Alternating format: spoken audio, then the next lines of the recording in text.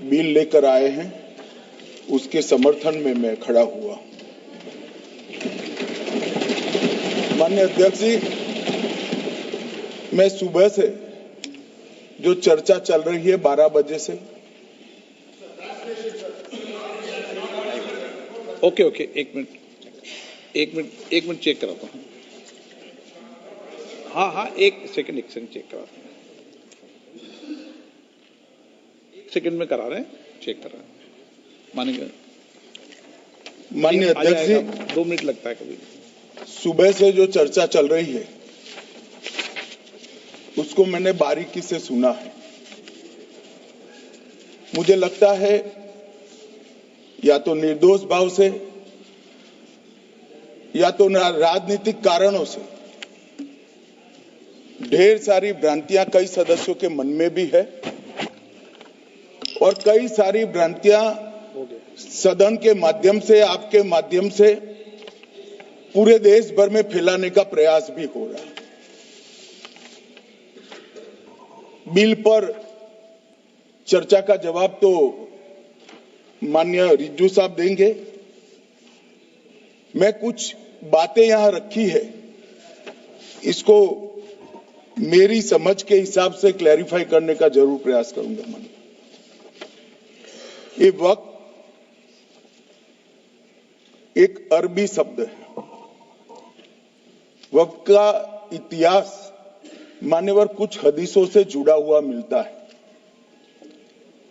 और आजकल जिस अर्थ में वक्त शब्द का प्रयोग किया जाता है, इसका मतलब है अल्लाह के नाम पर संपत्ति का दान, पवित्र धार्मिक उद्देश्यों के लिए संपत्ति का दान। मान्यवर वक्त का समकालीन अर्थ, अभी जो अर्थ हम समझ रहे हैं, वो इस्लाम के दूसरे खलीफा श्री उमर के समय में अस्तित्व में आया। एक प्रकार से इसकी आज की भाषा में व्याख्या करें तो वक्त एक प्रकार का चैरिटेबल एंडोनमेंट है और जहां एक व्यक्ति संपत्ति, भूमि या मूल्यवान संपत्ति धार्मिक या सामाजिक भलाई के लिए दान करता है बिना उसको वापस लेने के उद्देश्य से, वहां वक्त की रचना करती। इसमें दान देता है, वो शब्द का बड़ा महत्व है। दान उस चीज का ही किया जा सकता है जो हमारा है। सरकारी संपत्ति का दान मैं नहीं कर सकता मान्यवर, किसी और की संपत्ति का दान मैं नहीं कर सकता। दान उसी चीज का किया जाता है जो हमारा है। मान्यवर, इसी विषय पर ये सारा जो बहस चल रहा है। भारत का जहां तक सवाल है, दिल्ली में सल्तनत काल के प्रारंभ में मुइज़ुद्दीन घोरी के समय पर पहली बार वक्फ अस्तित्व में आया। अंग्रेजों के जमाने में 1863 के धार्मिक दान अधिनियम से चलता था। बाद में चैरिटेबल प्रॉपर्टीज एक्ट 1890 से चला। उसके बाद 1913 में मुसलमान वक्फ वैलिडेटिंग एक्ट अस्तित्व में आया। तब तक ये सारी प्रक्रियाएं चैरिटेबल एक्ट के तहत चलती थी। मान्यवर, आजादी के बाद वही एक्ट को 1954 में वक्फ के केंद्रीकरण के लिए बदला गया। 95 में वक्फ न्याय अधिकरण और वक्फ बोर्डों की स्थापना की। अब ध्यान से सुनिएगा मान्यवर, वक्फ परिषद और वक्फ बोर्ड ये 1995 से आए। ये पूरा झगड़ा जो चल रहा है, आपने नॉन हिंदू को रख दिया और नॉन मुस्लिम को रख दिया, गैर मुस्लिम को रखा। वो झगड़ा वक्फ में दखल करने का है। पहले तो वक्फ में कोई गैर इस्लामिक सदस्य आएगा ही नहीं, ये स्पष्टता समझ लीजिए। ना मुतवल्ली गैर इस्लामिक होगा, ना वाकिफ गैर इस्लामी होगा। मान्यवर, वहां कोई प्रोविजन नहीं है। जो धार्मिक संस्थाओं का संचालन करते हैं उसमें कोई गैर मुस्लिम व्यक्ति रखने का प्रावधान किया भी नहीं है, हम करना भी नहीं चाहते हैं मान्यवर। इसलिए जो बड़े बड़े भाषण करते हैं कि समानता का अधिकार चला गया, दो धर्मों के बीच में समानता नहीं रही, मुसलमानों के धार्मिक अधिकारों के बीच में दखल खड़ी हो जाएगी, कुछ नहीं होने वाला मान्यवर। इस दृष्टि से देखें तो 1995 तक वक्फ की काउंसिल और वक्फ बोर्ड था ही नहीं, वो तो 95 से आया। और मान्यवर, ये जो भ्रम खड़ा किया जाता है कि ये एक मुस्लिम भाइयों के धार्मिक क्रियाकलापों के अंदर, उनके दान की हुई संपत्ति के अंदर दखल करने का है, ये बहुत बड़ी भ्रांति फैलाकर माइनॉरिटी को डराकर अपनी वोट बैंक खड़ी करने के लिए किया जा रहा है मान्यवर। कहां पर गैर मुस्लिम सदस्य रखे जाएंगे? परिषद में और वक्फ बोर्ड में। उसका काम क्या है? उनका काम धार्मिक क्रियाकलापों को कुछ चलाने का नहीं है। वो शुद्ध रूप से वक्फ का जो कानून, दान के लिए किसी ने दी हुई संपत्ति, उसका एडमिनिस्ट्रेशन अच्छे से चल रहा है नहीं चल रहा है, कानून के हिसाब से चल रहा है नहीं चल रहा है, या तो दान जिस चीज के लिए दिया गया, इस्लाम धर्म के लिए दिया गया, गरीबों के भोजन के लिए दिया गया, गरीबों के उद्धार के लिए, वो उद्देश्य के लिए इसका उपयोग हो रहा है नहीं हो रहा है, इसका नियमन करने का काम है मान्यवर। अब मैं इसको मान्यवर बाकी सारे धर्मों के साथ कंपैरिजन करते हैं और कहते हैं दखल किया है। मैं उसको स्पष्ट करना चाहता हूं। मान्यवर, वक्फ जो है वो हमारे यहां ट्रस्ट एक्ट है, इसमें ट्रस्ट है। तो ट्रस्ट के अंदर जो ट्रस्ट को बनाते हैं वो ट्रस्टी होते हैं और एक मैनेजिंग ट्रस्टी होते हैं। वक्फ में वाकिफ होता है, वक्फ होता है और मुतवल्ली होता है। ये सारे इस्लाम के अनुयायी हैं। अरे भाई, आप कह रहे हो, हम तो कह रहे हैं क्योंकि इसका वक्फ शब्द ही इस्लाम से आया है, इसलिए हम कह रहे हैं कि वक्फ वो ही कर सकता है जो इस्लाम का अनुयायी हो। अब आप उसका विरोध कर रहे हो, तो आप तो वक्फ में भी नॉन इस्लामिक आदमी चाहते हो। मान्यवर, क्या कह रहे हैं? हम इसलिए कह रहे हैं कि वक्फ वो ही कर सकता है जो प्रैक्टिसिंग इस्लाम को प्रैक्टिस करता होगा, क्योंकि मान्यवर इसकी उत्पत्ति ही इस्लाम के सिद्धांतों से हुई। अब मान्यवर, वक्फ धार्मिक हुआ, वक्फ बोर्ड नहीं हुआ, वक्फ परिषद भी नहीं हुई। अरे सुनो भाई, मान्यवर, ट्रस्ट के अंदर ट्रस्टी जो होते हैं, जो चर्च होगा तो क्रिश्चियन होंगे, पारसी भी होंगे, पारसी के लिए वो ट्रस्ट होगा, तो हिंदू होगा तो हिंदू के लिए। अब चैरिटी कमिश्नर हम कहेंगे कि भाई मुस्लिम क्यों आया? मुझे बताओ, चैरिटी कमिश्नर एक्ट में मुसलमान चैरिटी कमिश्नर बन सकता है या नहीं बन सकता है? उसको ट्रस्ट नहीं चलाना है, उसको चैरिटी के कानून के हिसाब से वो ट्रस्ट चले, उसकी देखरेख करनी है। ये धार्मिक नहीं है, ये धर्म का काम नहीं है मान्यवर, ये एडमिनिस्ट्रेटिव वर्क है।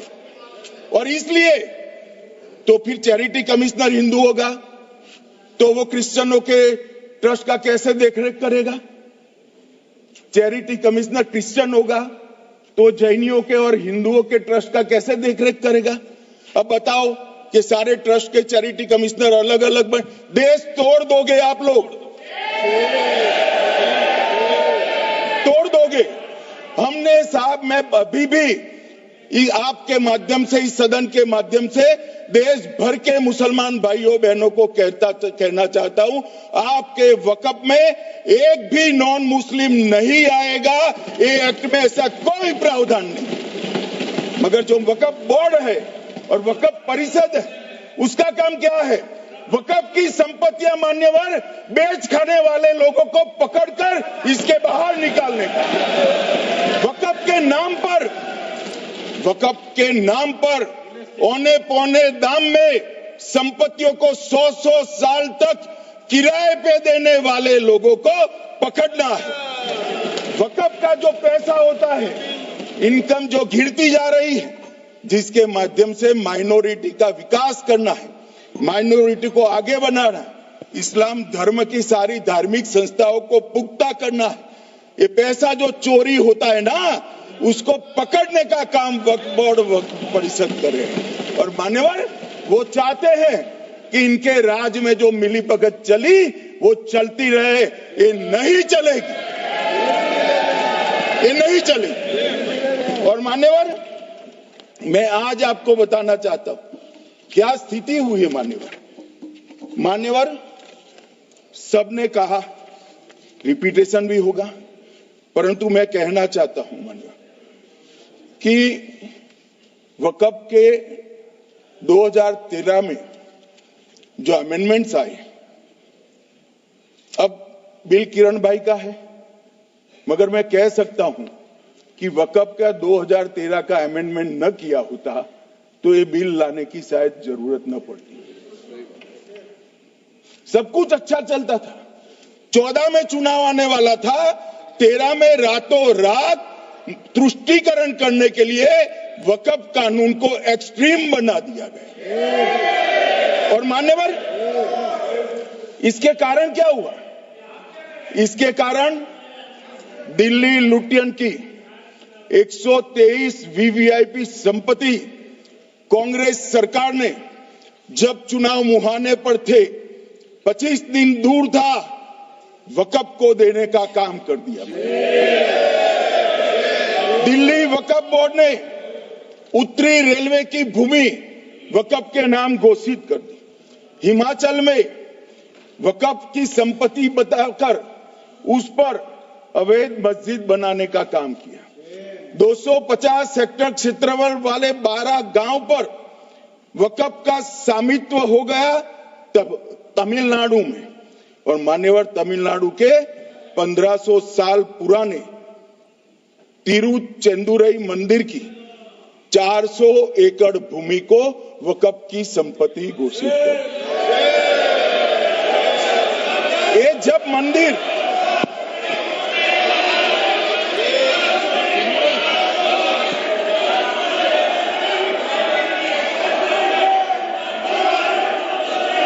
आपको मौका मिले जब अपनी बात कह देना, प्लीज बैठिए। मान्यवर कर्नाटक की, आपको मौका मिले जब अपनी बात कह देना, आप भी बहुत मिसलीड करते हैं। बैठिए गृह मंत्री जी। मान्यवर कर्नाटक की मणिपट्टी समिति का रिपोर्ट में पढ़ रहा हूं, इसमें मेरा कुछ नहीं है, खड़े मत हो जाना। ये मणिपट्टी समिति का रिपोर्ट है। 29,000 एकड़ भूमि वक्फ की बिजनेस के उपयोग के लिए किराए पर दे दी। मान्यवर 2001 से 12 के बीच 2 लाख करोड़ की वक्फ की संपत्ति निजी संस्थानों को हस्तांतरित कर दी 100 साल की लीज पर। मान्यवर बेंगलुरु में उच्च न्यायालय में बीच में पढ़ना पड़ा, 602 एकड़ भूमि को जब्त करने से रोकना पड़ा। विजयपुर कर्नाटक के होनवाड़ गांव की 1500 एकड़ भूमि पर दावा कर उसको विवाद में डाला और 500 करोड़ की संपत्ति जिस भूमि का मूल्य है वहां 5 स्टार होटल को महीने 12,000 रुपए के किराए से दे दिया। अब मान्यवर ये कहते हैं कि इसका हिसाब किताब न करो, इसकी देखरेख न करो।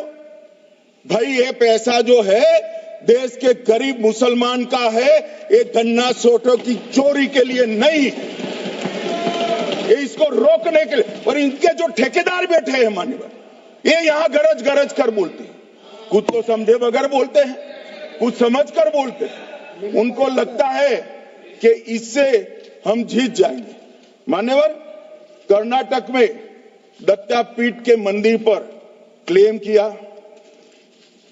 तालीपरंबा 75 साल पुराने एक दावे के आधार पर 600 एकड़ जमीन का दावा किया और ईसाई समुदाय की भी ढेर सारी जमीनों पर कब्जा कर लिया गया।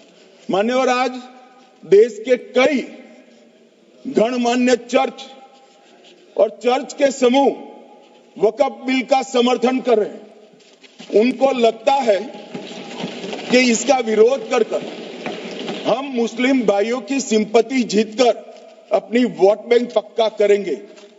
उसमें कोई फायदा नहीं होगा अखिलेश, इसलिए कि 4 साल में मुस्लिम भाइयों को मालूम पड़ जाएगा कि कानून तो उनके फायदे में है। और इसके साथ ये दक्षिण के सारे जो सांसद बोल रहे हैं, अपनी अपनी कॉन्स्टिट्यूएंसी में सारे चर्च को मान्यवर नाराज कर रहे हैं, उनको पता नहीं।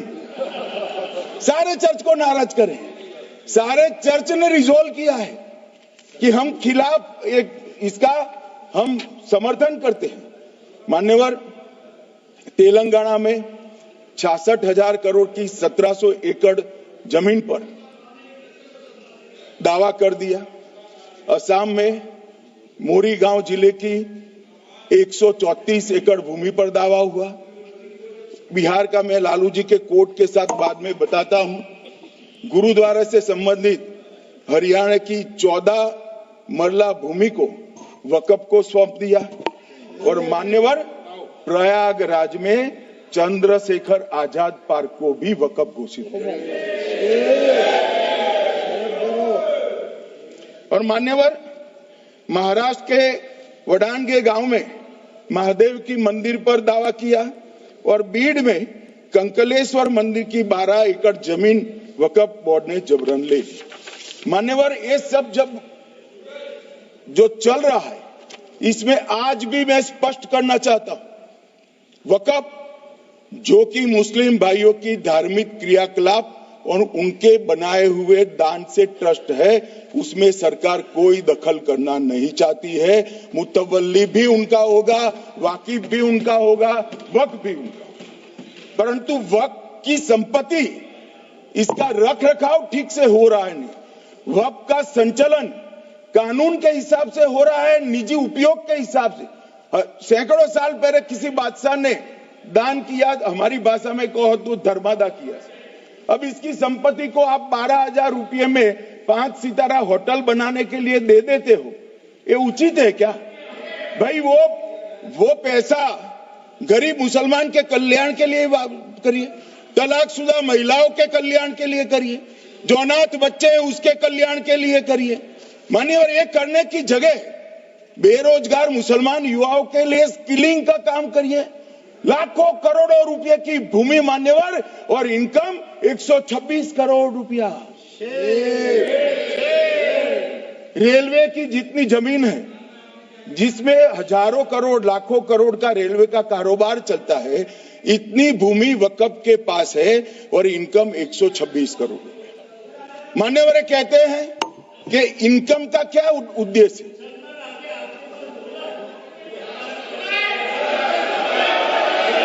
बैठ जाओ।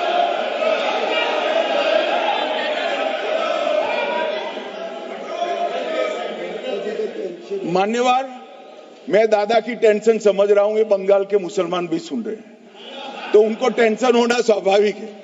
मान्यवर, लालू प्रसाद जी, आज आरजेडी के सारे सदस्य बोले, जब 2013 का अमेंडमेंट आया, मैं लालू जी का तो पूरा पढ़ना चाहता हूं, बाकी सदस्यों का सिर्फ टोकन पढ़ूंगा। लालू जी ने क्या कहा? मैडम, सरकार जो यह संशोधन विधेयक पेश किया है, सरकार की पहल का हम स्वागत करते हैं। शाहनवाज हुसैन जी और अन्य माननीय सदस्यों ने अपनी बातों को यहां रखा, मैं उसका समर्थन करता हूं। आप देखिए, सारी जमीनें हड़प ली गई है, चाहे सरकारी हो या गैर सरकारी। वक्फ बोर्ड में जो काम करने वाले लोग हैं, उनके द्वारा सारी प्राइम लैंड को बेच दिया गया है। पटना में ही डाक बंगले की जितनी प्रॉपर्टी थी, सब पर अपार्टमेंट बन गए। इस तरह की काफी लूट खसोट हुई है। हम संशोधन विधेयक तो आपको अंत में लाए हैं, समर्थन करते हैं, लेकिन मैं चाहता हूं कि भविष्य में आप कड़ा कानून लाइए और ये जो चोरी करने वाले लोग हो उनको जेल की सलाखों के पीछे। अब साहब, लालू प्रसाद की इच्छा इन्होंने तो पूरी नहीं की, नरेंद्र मोदी जी ने पूरी कर दी। ये लालू जी ने कहा था एक कड़ा कानून लाइए। मान्यवर शरीफुद्दीन शरीफ उन्होंने कहा मंत्री जी समझते हैं कि शायद इससे मुसलमानों का वोट मिल जाएगा, लिहाजा मुसलमान लोगों ने भी खुद ही तबाही मचाई है, इसलिए मैं गुजारिश करूंगा कि इसके लिए आप सख्त कानून बनाइए, उनके हाथों में हथकड़ियां पहनाइए और जो उनके कब्जे किए हैं वो जमीनों बेचकर गरीब और तलाकशुदा मुस्लिम बहनों का कल्याण करिए। इसके बाद श्री हमीदुल्लाह सैयद लक्षद्वीप से थे, उनका भी इसी टोन का भाषण है। और मान्यवर, मैं आज की बात नहीं कर रहा हूं, 2013 का जो बिल कांग्रेस पार्टी लेकर आई, इसके विरोध में इनके समर्थकों ने जो कहा था, मान्यवर ये है। और क्या होगा भाई इससे? पारदर्शी ऑडिट होगी, आज ऑडिट ही नहीं हो रही, रिपोर्ट ऑनलाइन जमा करने की सिस्टम नहीं है, वो होगी, रिपोर्ट देनी पड़ेगी, बैलेंस शीट जमा करनी पड़ेगी, ऑडिट होगी, कैग के रिटायर्ड ऑफिसर ऑडिट करेंगे और मान्यवर पारदर्शिता आएगी। इससे क्यों डरना चाहिए किसी को? पारदर्शिता से क्यों? और वक्फ बोर्ड और वक्फ परिषद, इसका कोई ऑर्डर हम ऐसा नहीं लिख रहे हैं कि कोर्ट में नहीं जा सकते। आपने तो कर दिया था कि ये ऑर्डर को कोई कोर्ट में चैलेंज ही नहीं कर सकता, पूरा संविधान वहां समाप्त कर दिया मान्यवर। और मान्यवर, हम तो इसको कहते हैं कि कोई भी चैलेंज कर सकता है कायदे की अदालत में। इस देश में संविधान का राज है, ग्रीवेंसेस जिसका भी हो कोर्ट में जा सकता है। 2013 में जिसकी भूमि हड़पी, इसके ग्रीवेंसेस को भी कोर्ट के फोरम से बाहर करने का पाप एक कांग्रेस पार्टी ने किया। मान्यवर, एक अफवाह और फैला रहे, रिट्रोस्पेक्टिव इफेक्ट से आ रहा है। मैं स्पष्ट कर देना चाहता हूं, इस सदन में बोलने के वक्त जिम्मेदारी के साथ बोलना चाहिए। अगर ये कानून का पहला पेज और तीसरी तक धाराएं भी पड़ी होती तो इसमें स्पष्ट लिखा है ये कानून का अमल जिस दिन पारित होने के बाद भारत सरकार नोटिफिकेशन बाहर निकालेगी उस दिन के बाद होगा। मतलब रिट्रोस्पेक्टिव इफेक्ट नहीं है, मगर मुस्लिम भाइयों को डराया जा रहा है कि रिट्रोस्पेक्टिव इफेक्ट से आएगा। मान्यवर, ये कह रहे कलेक्टर क्यों रखा है? मुझे एक बात बताओ भाई, जो बता सकते हैं, अगर किसी मंदिर के लिए जमीन खरीदनी है तो जमीन की मालिकी किसकी है वो हमारे देश में कौन तय करता है? सबको मालूम है, कलेक्टर करता है सर, रेवेन्यू ऑफिसर वही है। तो अगर वक्फ की भूमि जो वक्फ कर रहा है उसकी है या नहीं है, इसकी जांच कलेक्टर करे तो इसमें आपत्ति क्या है? वक्फ तो दान है भाई, और दान अपनी संपत्ति का किया जा सकता है, किसी और की संपत्ति का नहीं किया जा सकता। गांव में कोई बेचारा अमेरिका गया है 4 महीने पढ़ने के लिए, घूमने के लिए, आता है तो कि वक्फ घोषित हो गया। कोई कारोबार करने के लिए दिल्ली आया, आता है तो कि वक्फ घोषित हो गया। अरे ऐसे नहीं होता भाई, कलेक्टर को पूछना पड़ेगा सरकारी संपत्ति है या नहीं है, इसकी जांच करनी चाहिए या नहीं करनी चाहिए। ढेर सारे मंदिर बनते हैं, बने भी है, बनेंगे भी, ढेर सारे चर्च बने हैं, गुरुद्वारे बने हैं, सरकारी संपत्ति पर बन सकते हैं क्या? नहीं बन सकते मान्यवर। जहां वक्फ की घोषणा होती है वो भूमि सरकारी है या नहीं है वो सत्यापित करना ही चाहिए, और कलेक्टर के अलावे इसको कोई सत्यापित नहीं। मान्यवर, इन्होंने मैंने पहले भी बताया मान्यवर, कोर्ट को भी रास्ते से निकाल दिया। मैं बाद में बात करता हूं मान्यवर,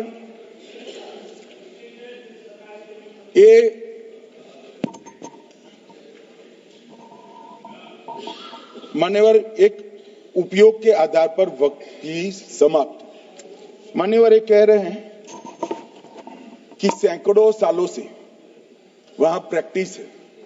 अब वो तो वक्फ रजिस्टर हो गया, आपने घोषित कर दिया, वक्फ में रजिस्टर भी हो गया, अब इसका सवाल नहीं है।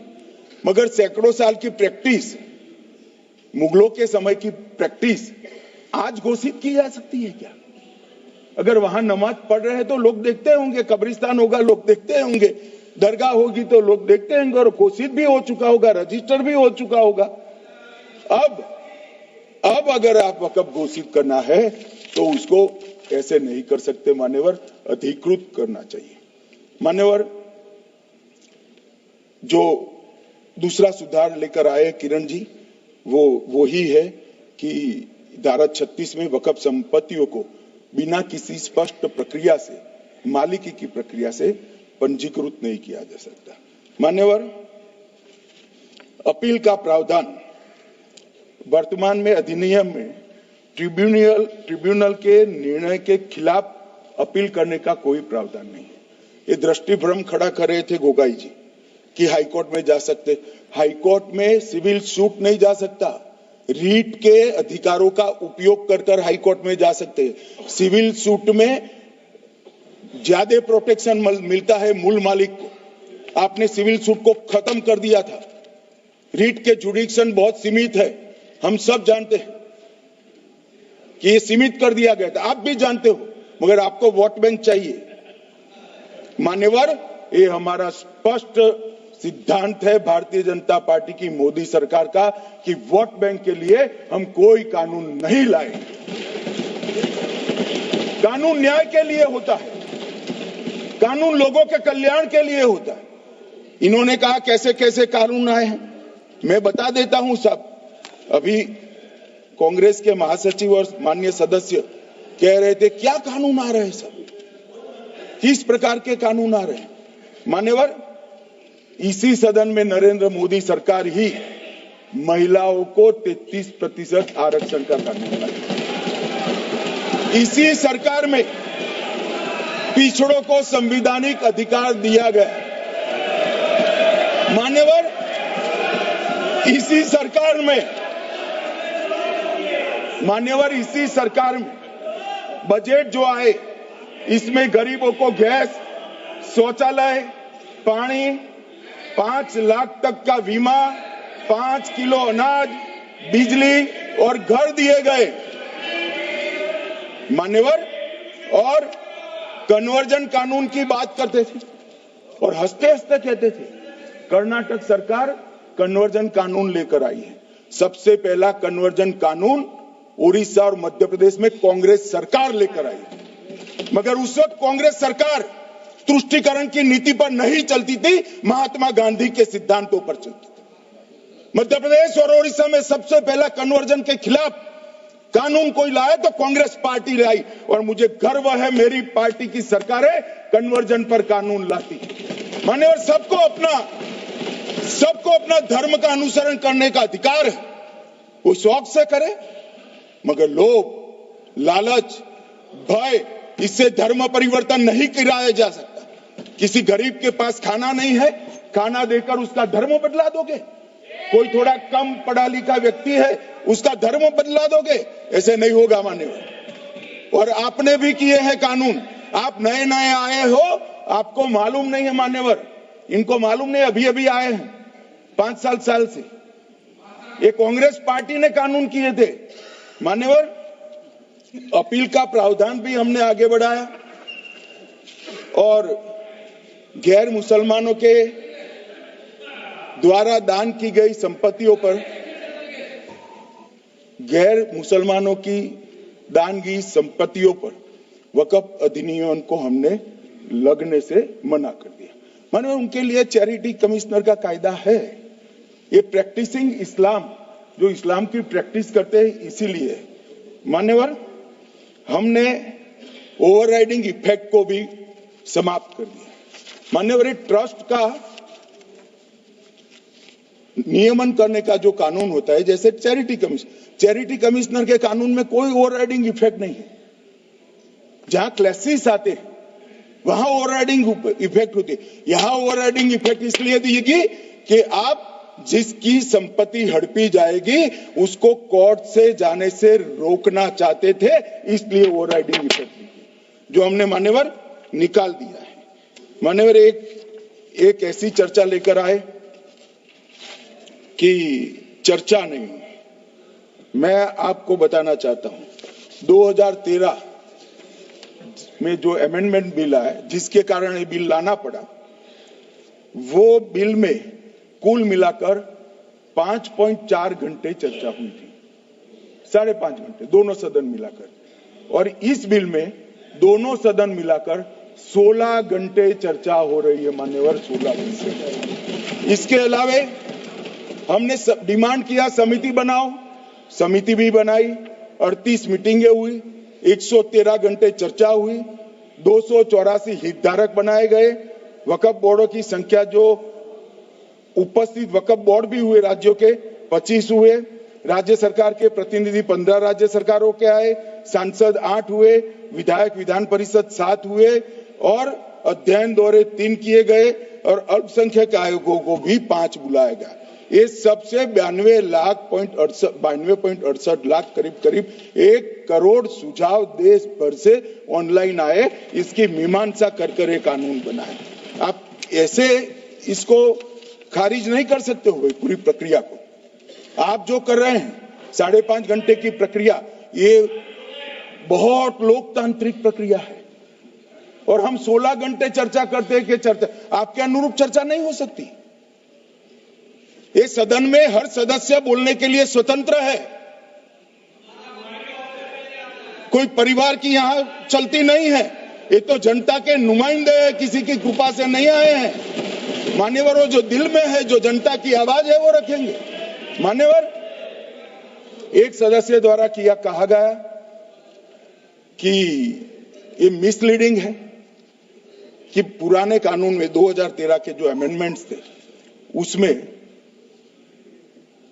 अपील का प्रोविजन था।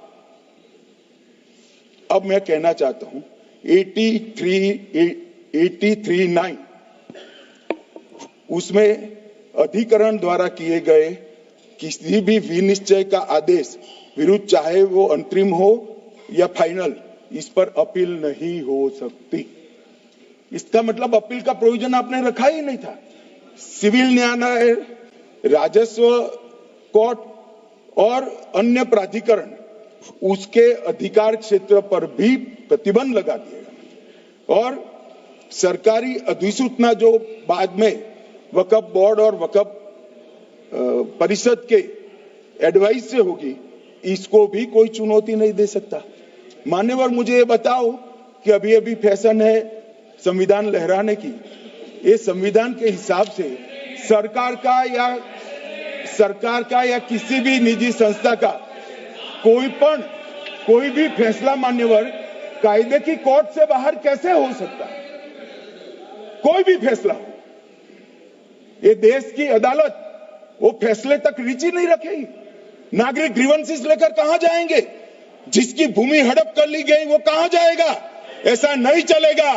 आपकी वोट बैंक के लिए आपने किया था, हम खारिज कर रहे हैं, ऐसा नहीं चलेगा।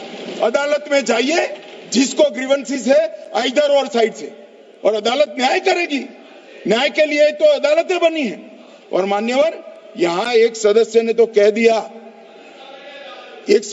कह दिया माइनॉरिटी इस कानून को स्वीकार नहीं करेगी। क्या धमकाना चाहते हो भाई? संसद का कानून है, सबको स्वीकार करना पड़ेगा। स्वीकार नहीं करेंगे मतलब क्या है?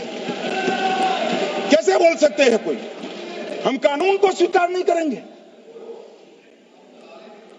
एक कानून भारत सरकार का है, हर एक पर बंधन करता होगा और इसको स्वीकार करना पड़ेगा। मान्यवर ये हमने तो खैर वक्फ को छेड़खानी नहीं की, वक्फ बोर्ड और वक्फ परिषद के अंदर बदलाव किया है, मगर वक्फ के लिए भी क्या क्या जजमेंट आए। सैयद फजल पुकोया थंगल बनाम भारत संघ 10/11/28 को केरल उच्च न्यायालय ने उन्होंने कहा वक्फ बोर्ड एक स्टैट्यूटरी बॉडी है, यह मुस्लिम समुदाय का प्रतिनिधि निकाय नहीं है। इसका फंक्शनिंग मान्यवर एडमिनिस्ट्रेटिव है। धार्मिक क्रियाकलापों को तो वक्फ ने करना है, चाहे कब्रिस्तान हो, चाहे दरगाह हो, चाहे मस्जिद हो, चाहे चैरिटी का काम, वो वक्फ बोर्ड को नहीं करना है भाई। ये केरल हाईकोर्ट ने किया। इलाहाबाद हाईकोर्ट ने भी, उसने तो मुतवल्ली तक भी कहा है। अगर हम मुतवल्ली तो जो धर्म का है वही रखेंगे।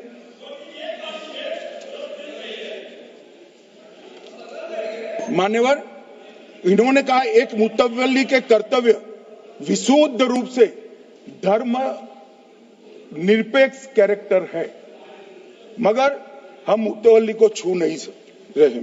मान्यवर ये कह रहे थे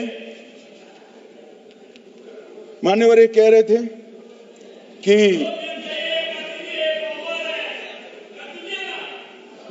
मान्यवर ये कह रहे थे कि कोई गड़बड़िया नहीं हुई।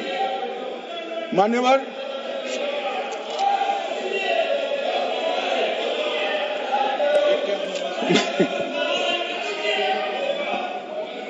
मान्यवर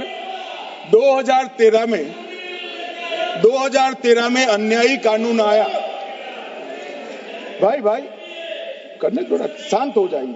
ये 26 के कारण डरे हुए और कुछ कारण नहीं। चुनाव जो है ना अक्टूबर में, 25 में जो चुनाव है इसके कारण मान्यवर भाई बैठ जाओ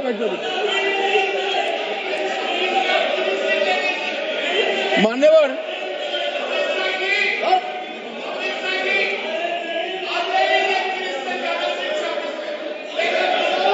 बैठ जाओ। बंगाल में आकर कहूंगा ये राजनीतिक हिसाब किताब का अखाड़ा नहीं है, छाती पर ठोक कर कहूंगा ज्यादा सीधा है।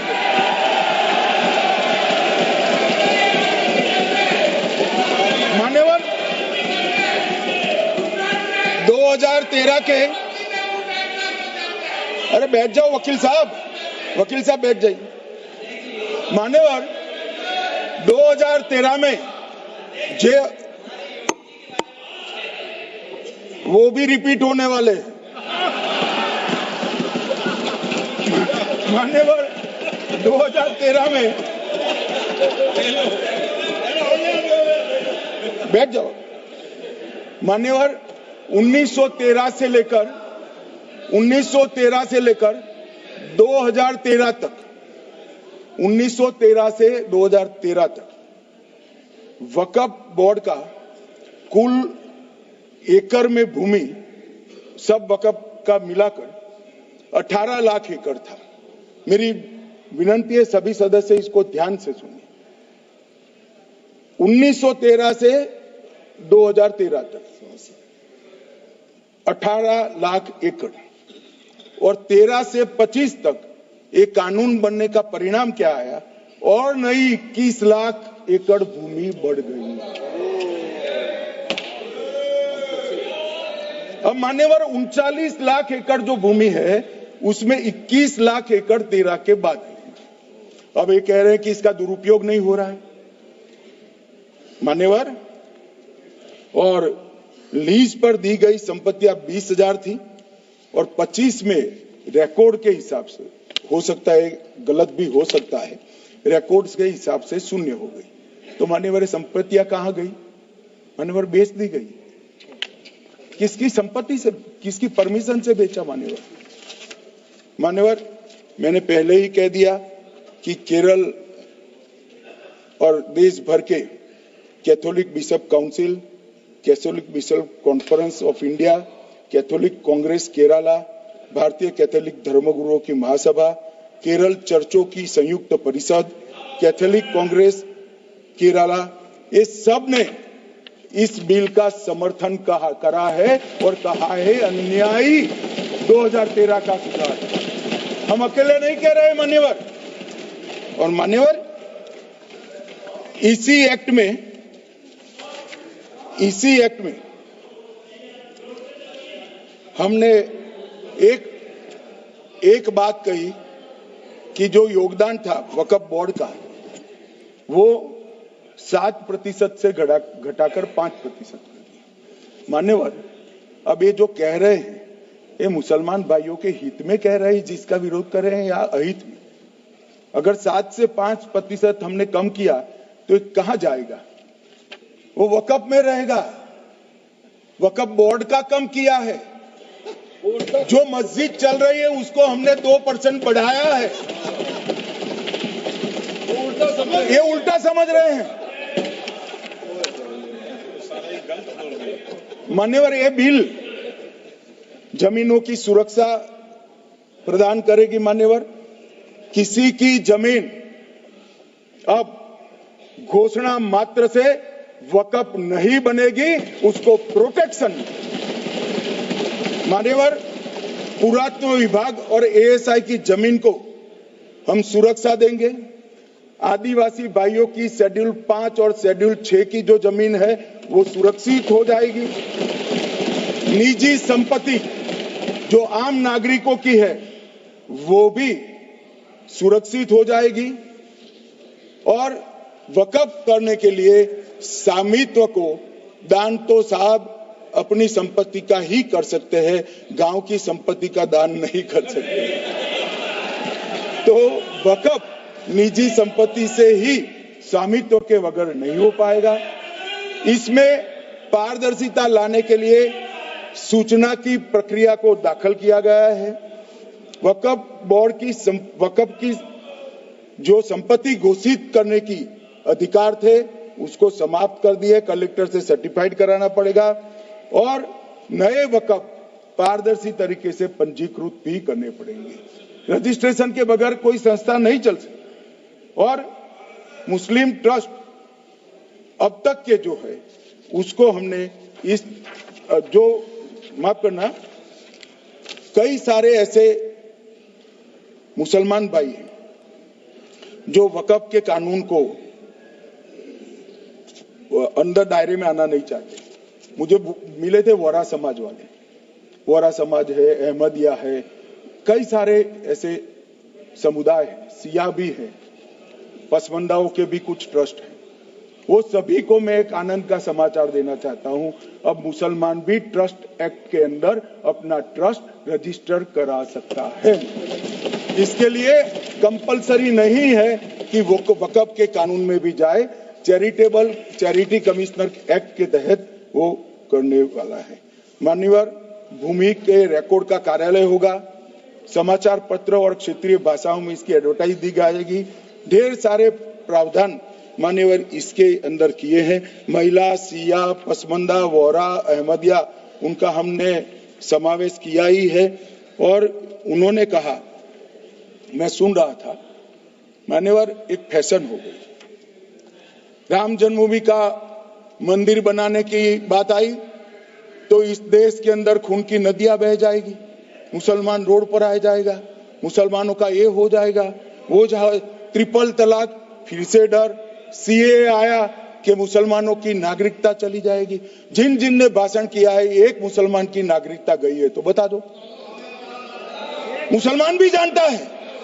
और मैं तो आपके माध्यम से देश के मुसलमानों को अपील करना चाहता हूं, मान्यवर, मैंने बहुत झेला है। ये कहते थे कि सीए कानून मुसलमानों की नागरिकता लेने 2 साल हो गए, एक भी मुसलमान की नागरिकता गई है तो सदन के पटल पर रखी। कितना झूठ फैलाया इन्होंने। मान्यवर, धारा 370 हटाई। ये कह रहे थे मुसलमानों का ये हो जाएगा, वो हो जाएगा, फिर से उमर अब्दुल्ला जीत कर आज शासन कर रहे हैं। आतंकवाद समाप्त हो गया, विकास शुरू हो गया, पर्यटन बढ़ गया। मान्यवर, एक कांग्रेस पार्टी और उसके साथियों ने मुसलमान भाइयों को डरा डरा कर अपनी वोट बैंक खड़ी करने का काम किया। हम नहीं डरा रहे मुसलमानों को, आप डरा रहे हो भाई। आप कह रहे हो ये हो जाएगा। मैं कहता हूं इस देश के नागरिक को किसी भी धर्म का हो कोई आंच नहीं आएगी। मान्यवर, ये नरेंद्र मोदी सरकार का सरकार। मान्यवर,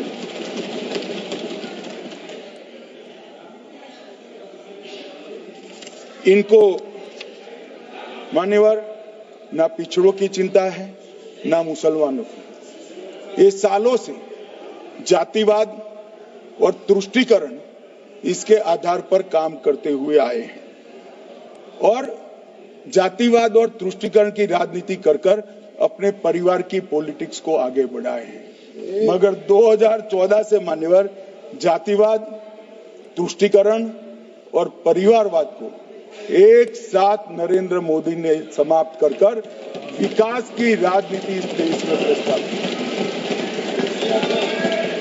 पॉलिटिक्स ऑफ परफॉर्मेंस, परफॉर्म करिए और चुनकर आइए। 3 टर्म मोदी जी को चुना है और 3 टर्म भारतीय जनता पार्टी की सरकार रहने वाली है। मेरी बात ठीक कर मान्यवर,